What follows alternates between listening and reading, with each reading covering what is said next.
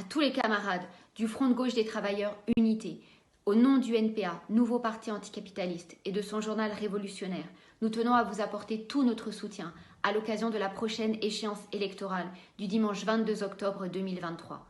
Vous avez réussi, avec des centaines de camarades de la gauche socialiste, du mouvement socialiste des travailleurs, du Parti ouvrier et de la candidate Myriam Bergman du Parti des travailleurs socialistes, à faire vivre la perspective révolutionnaire dans une Argentine en plein effondrement politique et social. Nous le savons, en Argentine, l'extrême droite n'est pas qu'en embuscade. Elle est votre réalité quotidienne sur le terrain de la lutte des classes. Elle a été votre réalité quotidienne durant toute la campagne électorale, à travers la candidature de Javier Milei, qui en août dernier déjà disait qu'en cas de victoire, son premier voyage international serait, devinez où, dans l'État d'Israël. Dans la jeunesse, dans le mouvement des piqueteros, dans les entreprises, dans les quartiers, vos organisations ont fait vivre la possibilité d'une alternative dans un regroupement composé, dirigé par des organisations révolutionnaires et trotskistes. Ce combat, on le sait, est difficile contre une bourgeoisie hyper agressive qui accule le pays à la ruine, qui met en danger tous les droits des travailleuses et des travailleurs, qui pille les ressources naturelles, qui pollue, qui exploite et qui répand. En cas de victoire de Milei, l'extrême droite et la droite gouverneront ensemble. Et c'est pas une surprise de les voir réhabiliter le bilan politique de la dictature militaire. C'est pas une surprise non plus que le péronisme, avec Massa, se présente comme un barrage à ce danger, alors qu'il porte toutes les responsabilités de cette situation avec une politique pro-patronale assumée.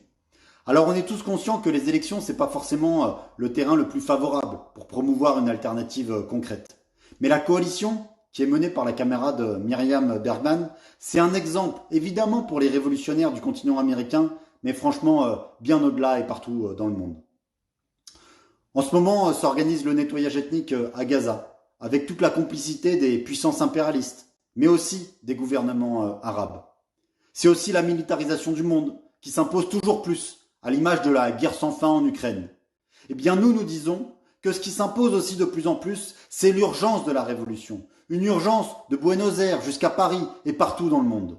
Et notre tâche, c'est d'incarner une perspective internationaliste et révolutionnaire. Et le Front de gauche des travailleurs, Unité, y concourt évidemment à cet effort.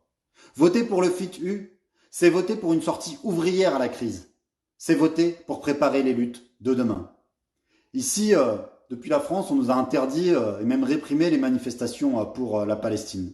Mais en fait, ça nous a conduit ni plus ni moins à vouloir redoubler d'efforts pour renverser ce monde capitaliste.